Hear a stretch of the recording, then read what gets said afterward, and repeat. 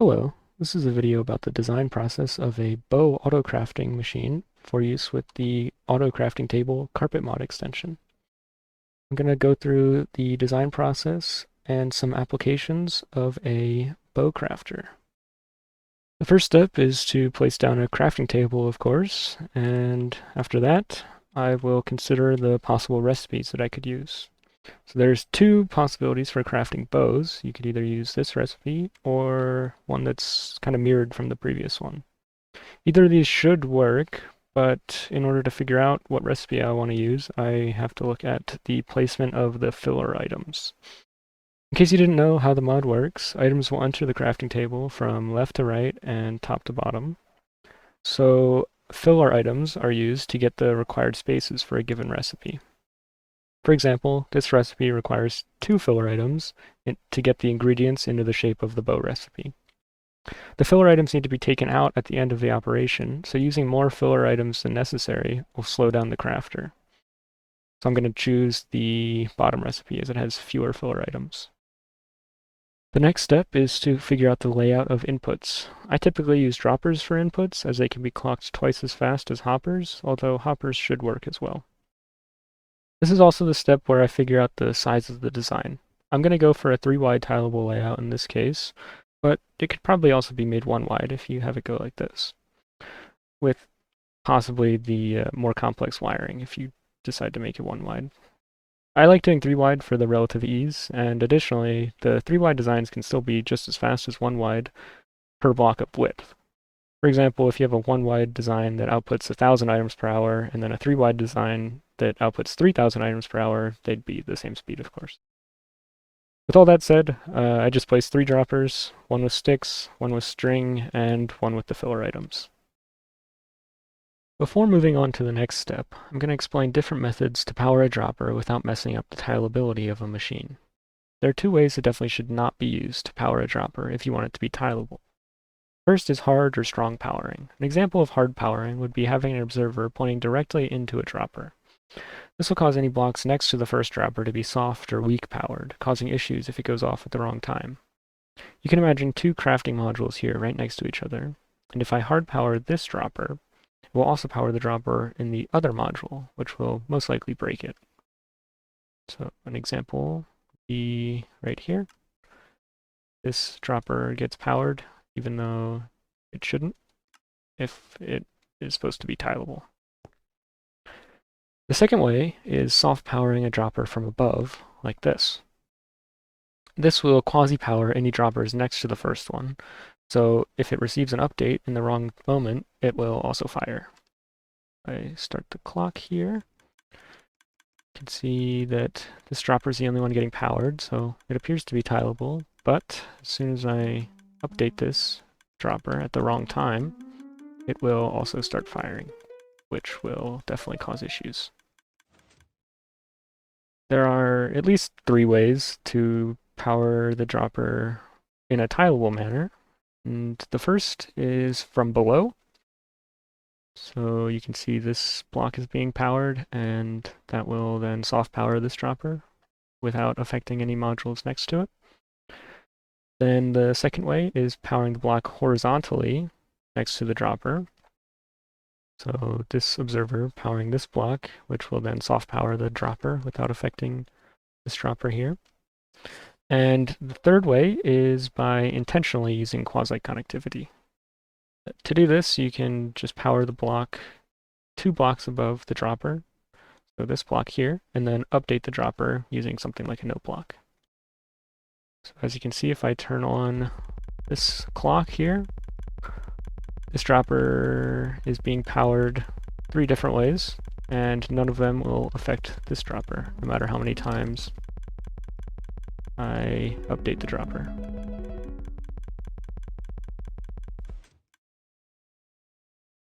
The next step will be figuring out the order in which items are going to go into the crafting table, and specifically the order that these droppers will be powered in. So a very simple way would be to put the string in, then the first stick, then a filler item. So that's the first 3 items. Then a string, then a filler item, then a stick, and then finally the last string and the last stick. And that's a very basic order, which will get us a bow. If you're willing to take advantage of the update order being not random in Minecraft, you can also do something like this, where you power all 3 droppers at the same time, and depending on which direction they're all facing, you can get them in a predictable order. So for this example, if it's facing north, and I power this observer, the first 3 items will all go in at the same time. This will be super useful to make the crafter much quicker, as you can input all these items in the same game tick instead of having to wait 2 ticks or 1 tick to place all of these in. Now that I have all the information I need, I can begin wiring the crafter. The first part to do is the item input, so putting all of the items into the crafter. To wire this part, I just took the order I decided upon earlier and implemented it. You can see it in action here. If I hit the note block, all of the items get placed into the crafting table in the correct order. In order to wire this, I used the directionality that I discussed earlier to place the first 3 items all in the same game tick. This does make the machine directional, but I care more about a fast crafter than one that you can rotate. So that wasn't a big deal to me. You can see this in slow motion again. All the first 3 items get placed in the same game tick. Then 4 ticks after that, the string and the second filler item get placed in. And 2 ticks later, the second stick. Then 2 ticks after that, the last string. And then 4 ticks later, the last stick gets placed in. And yeah, so that's this whole part finished. The next part is the item output. So to do that, I have this dropper here, which will dispense the crafted bows, then a hopper feeding that. And then to actually pull the items out of the crafting table, I have a hopper with 1 slot filled by the bow, and then the rest of them are filled by filler items. And this hopper is feeding into this dropper, which is full of filler items. So only filler items will be able to go in here, so you can see. And then this dropper is facing upwards into another dropper, which is facing into this hopper, which will then recycle the filler items back to the input. And we need to do this twice, so I used a observer looking at a piston, because every time that the piston activates and then retracts, this observer will update twice. So it will give 2 pulses to these 2 droppers. You can see that in action here. When I hit the note block, you can see we got 2 pulses out of this observer. And the crafter output a bow, and it can keep doing that in a loop. You can see in slow motion again, all of the items get placed in the same order that they did in the last step, but when the final stick gets placed in, the first filler item gets pulled out, and then 8 ticks after that, the next one will get pulled out, and now we're just left with the bow. So 8 ticks after that, the bow gets pulled out, and it's ready for another operation now. This is most of the crafter done. Just need to hook up a clock now. For the clock, I just took this observer line and extended it down here, and it loops around into powering this block, which will power this note block and complete the circuit. So you can see I just retract the note block or the observer into place, and it will start the clock and start crafting bows. One important thing to note when you're designing a clock for an autocrafter is that turning on or off the clock at the wrong time should not mess up the crafter while it's doing something. So, for instance, there was a observer here, and you turned off, let's say the crafter was running, and the input was this note block instead of this one. When you turn off the crafter, it will send another pulse here, which will make the crafter run again, but it might do that before it's finished with the previous cycle, so that will break it. So to get around that, I just power a block directly so that nothing happens when I turn it off. It doesn't update again. So that's just something to keep in mind when you're designing an autocrafter and doing the clock for it. So now that the clock is done, the final thing is to hook up the item input. And for this crafter, since it doesn't seem to consume sticks or string that quickly, I just have a single hopper feeding into each of the droppers. And that should keep up plenty fast. So with that, the entire crafter is finished, and I can start timing it to see how fast it is.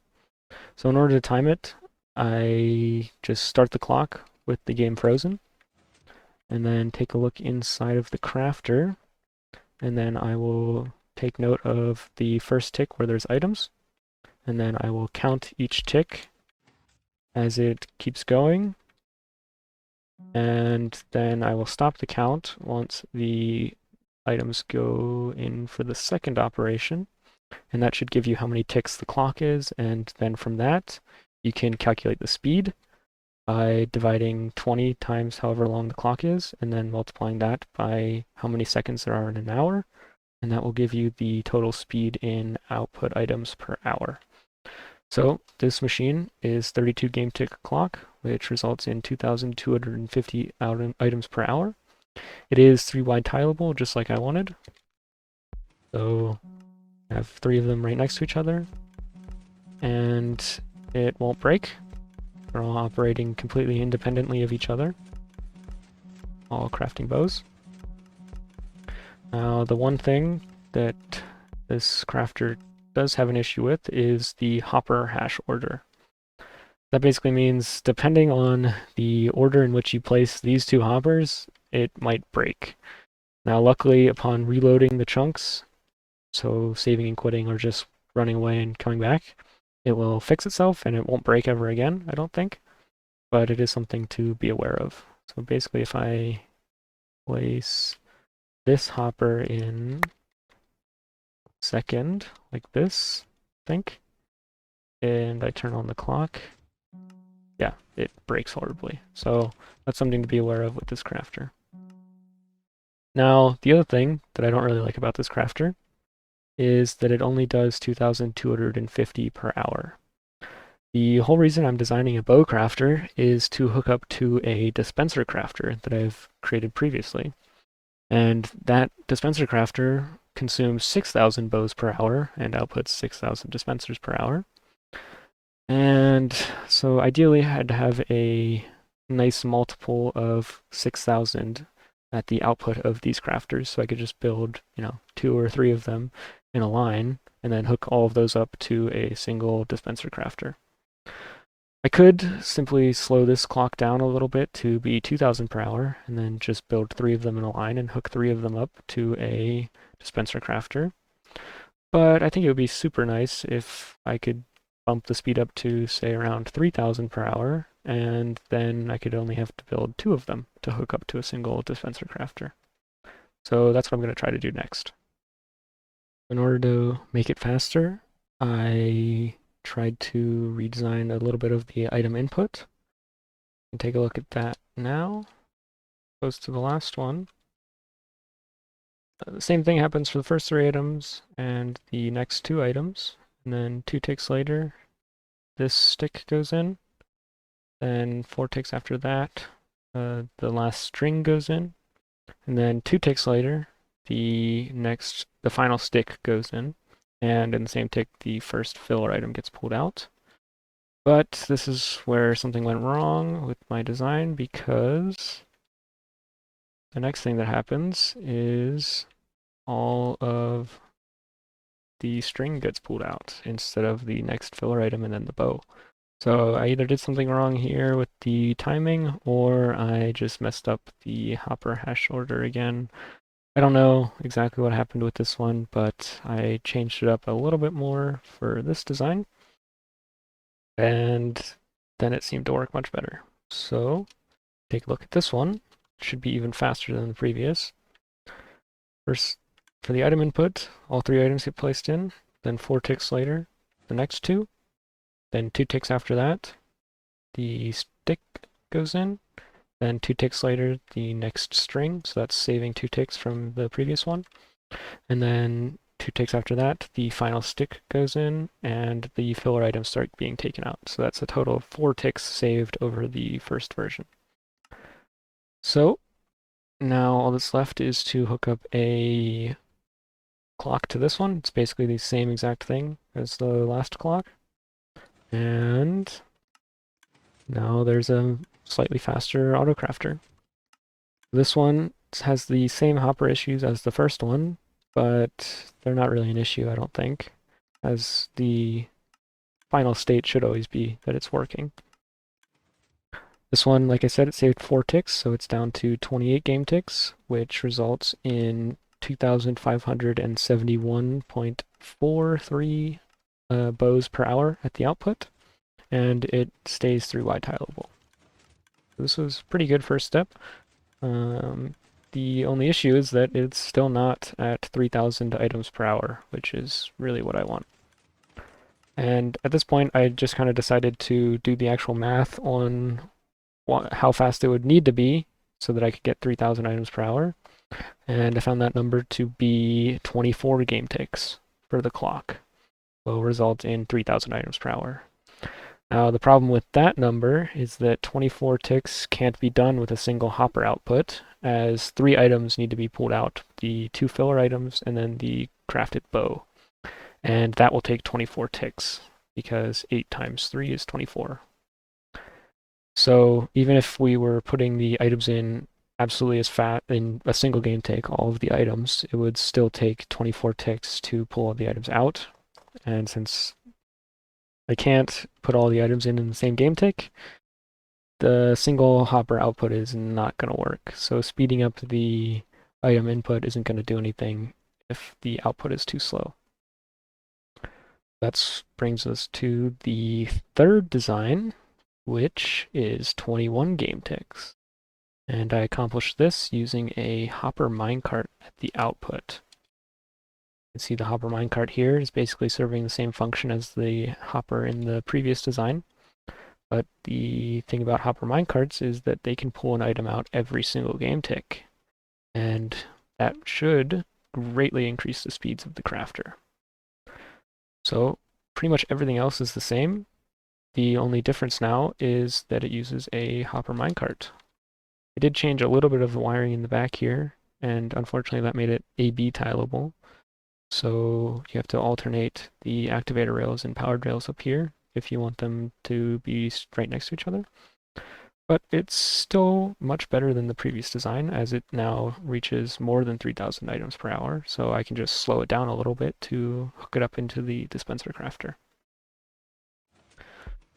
So we can take a look at it in action here, and it is clearly much quicker at pulling all of the items out of the crafting table than the previous designs.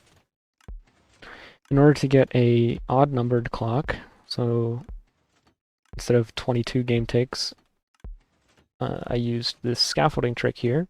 So as you should know, observers have a 2 game tick delay, but it turns out scaffolding updating only has a 1 game tick delay.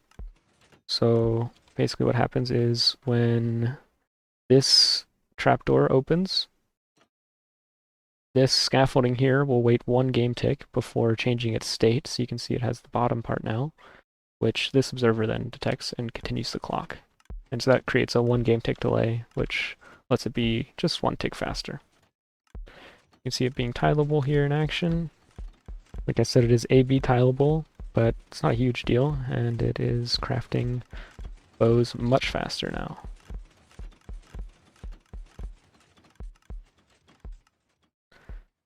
So the final thing I wanted to do was try to make it 3-wide tileable instead of AB tileable like the previous one was.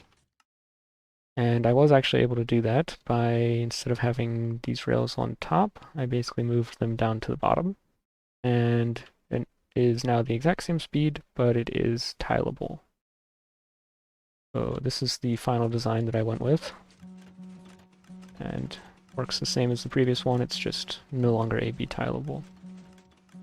One very important thing to note about the Hopper minecart versions that run at faster than 24 game ticks is that they need 2 hoppers for the input. That's because now that it's crafting more than 3,000 bows per hour, it will consume more than 9,000 sticks and string per hour, and so it requires 2 hoppers for the input. That is one slight downside, I suppose, but that's what you have to do if you want it to be fast. So now that the crafter has been completely designed, we can take a look at some applications for the crafter. The first application is a completely autonomous dispenser crafter, making use of my 6,000 per hour dispenser crafter. I modified this crafter so that you can use a single water stream to fill all of the cobblestone inputs. So this would be pretty good for hooking up straight to a cobble farm. And then for the bow input, I just have a hopper here, which you can input items from the bow crafter right into. The redstone input's still just a chest, but you could do something else with this if you really wanted to. It does consume 42,000 cobblestone per hour, so make sure that you have a pretty fast cobblestone farm if you're going to use this. Right now I'm just using a command block to summon some cobblestone. But once the cobblestone farm is running, then you can just turn on the dispenser crafter and input your bows here, and it will start crafting all of the dispensers. So part of this design is hooked up here with I have 6 bow crafters, and then only 2 of them are actually doing anything useful, but it's just a proof of concept for having lots of them. So these 2 are hooked up to the input of the dispenser crafter, and this should allow for a pretty nice dispenser crafting factory. So I actually slowed down this the bow crafters slightly to 24 game ticks to be a perfect 3,000 per hour. And I did that by just removing that scaffolding thing that I showed and adding an extra observer in to the clock. So now these all craft exactly 3,000 bows per hour. And so 2 of them will be enough to fill the single dispenser crafter without any excess. You can see it in action here. I also changed how it's activated. Instead of having an individual piston for each module, I just have a big slime block structure that will retract these observers into place. When I depower this piston, you can see when I do that, all of the crafters start up immediately, and these 4 just are going into a hopper counter, but these 2 will have their output merged and then go right into this dispenser crafter. And again, I'm just using a command block to summon the cobblestone. Obviously, you'd hook this up to an actual cobblestone farm if you were making this in survival. And then the only thing you need to supply is the sticks, the string, and the redstone. And you can hit a switch and get 6,000 dispensers per hour. It's a pretty great system, I think. Another thing I created to go along with this crafter is a automatic off system. So by taking an output from this hopper, using a comparator, I can put that into a OR gate, which will shut off the machine if either this hopper or this hopper runs out of items. We can see here, I can turn on the system, and it has a bit of a delay before it starts crafting. And it will keep crafting until one of these runs out of items, in which case it will turn off basically immediately. And the reason that I have a delay here is that if you had a unstable item input and you turned it on, but then it immediately runs out of items again, it'll turn off again, but it'll have a delay before it turns back on. And this has the effect of, if this wasn't here, if there was no delay, it could run out of, it would think it has enough items, then immediately run out of items, turn itself off, and then turn itself back on again, and that would pulse it twice before the first crafting operation is finished, which would cause major issues in the crafter. This isn't necessarily an application of the crafter for anything super special, but it is just a nice system to have that you can detect when it runs out, and you won't have to come in here and fix it if it runs out of items. It also tells you which item it ran out of and which module, which is quite nice, I think. The last thing I'd like to show is a 19 game tick, or 3789.47 per hour bow crafter. This has an extremely fast item input. It fills the crafting table in 12 game ticks, which is as fast as possible for three droppers. And the main limiting factor is the single output hopper for the filler items, as 2 of them need to be pulled out, but there's only 1 here. That's at least going to take 8 game ticks to do. You can see it in action. It filling up the hopper, or the crafting table, extremely quickly, and then the items get pulled out pretty quickly, but not super fast compared to the rest of it. We take a look at this in slow motion. You can see the same exact thing for the first 3 items, but then the next 3 items all get placed in 4 game ticks later in the same game tick. So this required some slightly more complicated update order manipulation. Well, not manipulation, just taking advantage of the predictable update order. And then 4 ticks after that, the last 2 items get placed in. So 12 game ticks in total to fill this entire crafting table. The way that I did this, I think, is actually pretty interesting. So the first 3 items get placed in the same way that I've been doing it the whole time. But the next 3 items, I'm actually powering the stick hopper or stick dropper from above, which makes it go in after the string and the second filler item go in. So that's how I'm placing all 3 of these in the same game tick. And then the 2 string, or the last string and the last stick can go in the same game tick in a similar way that I was powering it for the first 3 items. So that part wasn't too complicated.